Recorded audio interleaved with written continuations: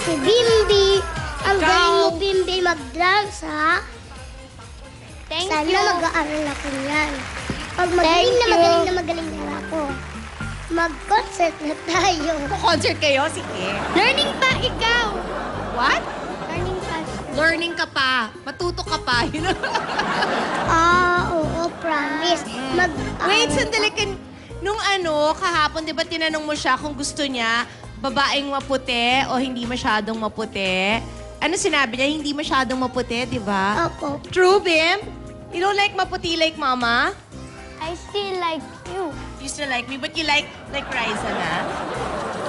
Uy! Ano? Pwede! Pwede! Uy, Bimbi, maganda kaya yung kulay ko. Oo naman, pantay eh. Hindi lahat ganito. Correct. Hindi, super ganda buhok mo. Oo nga, naliligo na po. Tita Chris, invite na po natin sila na manood ng My Little Bosses. Kasi ngayon po, di ba? Okay, pwede ko ikwento sa kanila. Kasi napanood ko We're Here. Okay, napanood ko kasi nag-preview ako bago nag-premiere, parang yung mga producers pinanood. Superstar ka talaga.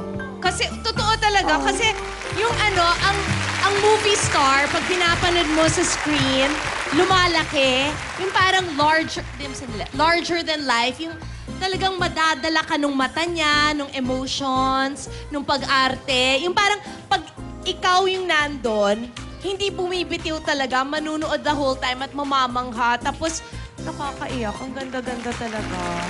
Super galing ka. Thank you na pumayag ka makipartner kay Bimbi, ah.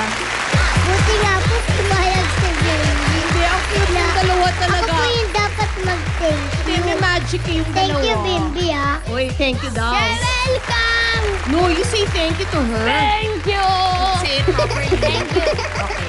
Hindi, ang galing mo. Sana marami pa tayong movie. Ayoko na ng movie. Gusto ko sitcom para every week tayo magkasama. Pwede. Opo. Okay. Ang dami niyo pong toys na bibilin sa akin. Why not? Sige. Pag lagi tayo magkasama. Pero yun Tita Chris, para sa... Hindi, sabihin ko lang para sa lahat ng buo ng show mo, I think kaya lalo kang humusay bilang artista dahil sa araw-araw na paggawa mo ng Raisa May.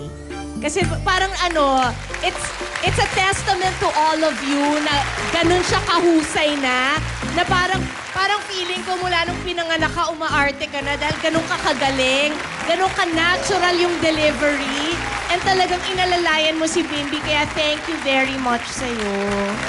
Thank you po, Tita Chris, ha? Inalagaan niyo rin po ako. Eh, kasi mabait ka talaga eh, kaya gusto kita. Merry Christmas po. Merry Christmas din sa'yo. Merry Christmas. May flowers po ako para sa Ay, inyo. thank you. Parang mas malaki yung flowers sa'yo. Oo, Laki. nga po. Ang laki. So heavy. Merry Christmas. Oh. Thank you.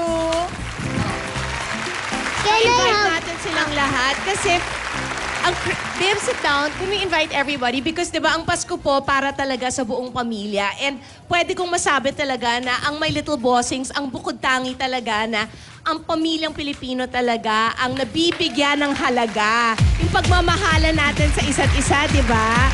And yung sa lahat ng mga, tama bang bilang ko na itong papasok na 2014, ang Eat Bulaga magka-35 years na. So yung malaking parte ng journey nyong yun kasi napanood nyo muna si Aiza nakasama si Vic, tapos ngayon si Raisa nakasama si Aiza at si Vic. So parang kung 35 years nyo na itong sinusubaybayan, lalo kayong mai-in love sa samahan nila dahil mararamdaman mo na totoong pamilya sila. So sana, hindi lang mga Dapper Cats, sana mga kapamilya, kapuso, everybody, sana manood kayo ng My Little Bossing. Sana po lahat kayo manood. Yes! Bimbi, Congratulations invite in mo na rin advance. sila. Please, My Little Bossings on December 25. that's today. Today. Mga Dapper Cats, palakpakan po natin si Bimbi at si Tita Chris. Merry Christmas.